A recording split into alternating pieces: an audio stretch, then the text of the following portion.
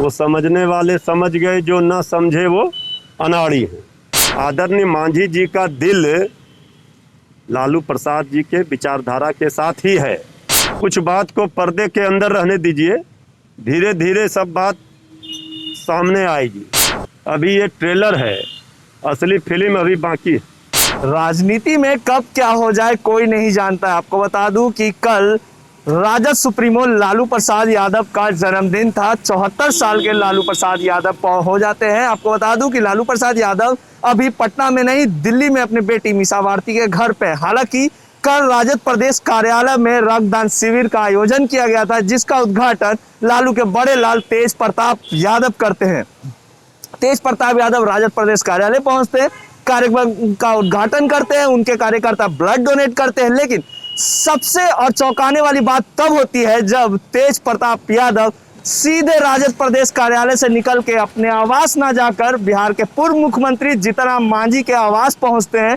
घंटों मुलाकात होती है बंद कमरों में। काफी लंबे वक्त के बाद तेज प्रताप यादव पहुंचते हैं, लंबे समय तक बात चलती है। लेकिन बात करने के बाद जब दोनों बाहर निकलते हैं तो जीतन राम मांझी साफ शब्दों में कहते हैं कि ये एक औपचारिक मुलाकात थी, पारिवारिक बात है हमारे बीच, परिवार समझ के आए हैं और बस राजनीति की कोई बात नहीं हुई। लेकिन उस पर बात करने के लिए राजद के प्रवक्ता मृत्युंजय तिवारी हमारे साथ हैं, सीधे इन्हीं से बात करेंगे। कल की मुलाकात कैसे देखते हैं? देखिए, अब इस मुलाकात को जो पॉलिटिकल पंडित हैं वो समझने वाले समझ गए, जो ना समझे वो अनाड़ी हैं। अब इसमें कुछ लोग जो तरह तरह की बात कर रहे हैं, वो तो समय आने पर पता चलेगा कि इस मुलाकात का क्या मायने था और ये मुलाकात क्या रंग लाई। लेकिन इतना तो दिख रहा है ना कि आदरणीय मांझी जी लगातार अपने ही सरकार से नाराज हैं। उनका दम घुट रहा है एनडीए में। वो बिहार का भला नहीं कर पा रहे हैं और बिहार का भलाई होता हुआ देख भी नहीं पा रहे हैं, तो स्वाभाविक है उनका गुस्सा है। और आदरणीय जीतन बाबू मांझी जी तो नेता प्रतिपक्ष तेजस्वी यादव जी के, श्री तेज प्रताप जी के अभिभावक हैं हम लोगों के। कई मौक़ों पर इन लोगों ने कहा है आदरणीय लालू प्रसाद जी से राजनीतिक विचारधारा की ही वो लड़ाई सब दिन साथ मिलकर लड़े हैं। तो आज ठीक है कि स्वशरीर वो एनडीए में है। आदरणीय मांझी जी का दिल लालू प्रसाद जी के विचारधारा के साथ ही है। मृत्युंजय जी, एक सवाल ये भी उठता है कि जिस तरीके से लगातार जीतन राम मांझी ट्वीट के जरिए बिहार सरकार की नीतियों पे ही सवाल खड़े करते हैं, उनके काम करने के तरीके पे सवाल खड़े करते हैं, और कल तेज प्रताप यादव सीधे पहुंच जाते हैं उनसे मुलाकात करने। जन्मदिन की बधाइयां भी जीतन राम मांझी के द्वारा दिया जाता है। क्या इसमें क्या राजनीति में परिवर्तन कुछ होने जा रहा है क्या बिहार की राजनीति में? एक लाइन में कह दिया, मुलाकात के मायने जो समझ गए वो समझ गए, जो ना समझे वो अनाड़ी हैं। समझने वाले समझ गए, इसके बाद कुछ नहीं बचता है। कुछ बात को पर्दे के अंदर रहने दीजिए, धीरे धीरे सब बात सामने आएगी। अभी ये ट्रेलर है, असली फिल्म अभी बाकी है। जीतन राम मांझी जब आपके साथ थे, सहयोगी थे आपके, तो लगातार नीतीश कुमार से मुलाकात करते थे और आप लोगों पे दबाव बनाते थे।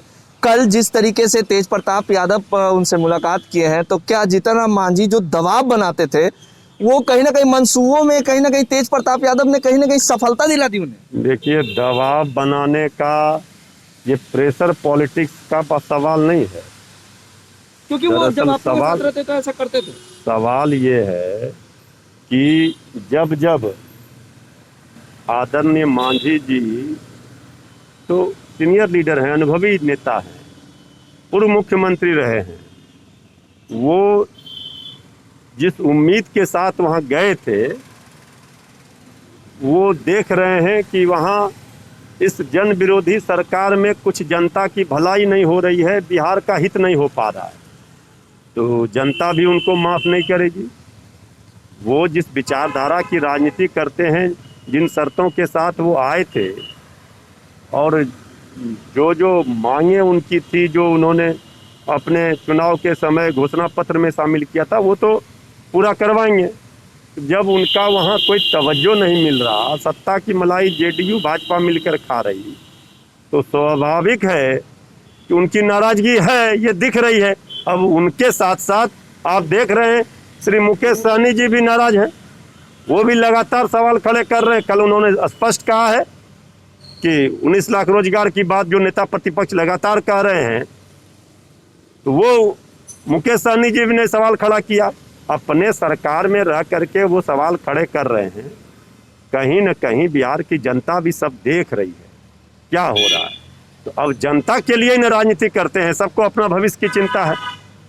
तो आदरणीय मांझी जी के लिए बताने की कुछ ज़रूरत नहीं है, वो इतना जानते हैं और समझते हैं कि राजनीति का हवा किस ओर मुड़ रहा है। इसलिए बिहार की राजनीति की दशा और दशा बदल रही है, एनडीए की नाव डूब रही है, तो भला वो क्यों रहेंगे उस पर। मतलब कि आपका मानना है कि जिस ओर राजनीति की दशा जाती है उस ओर जीतनराम मांझी भी बह जाते हैं?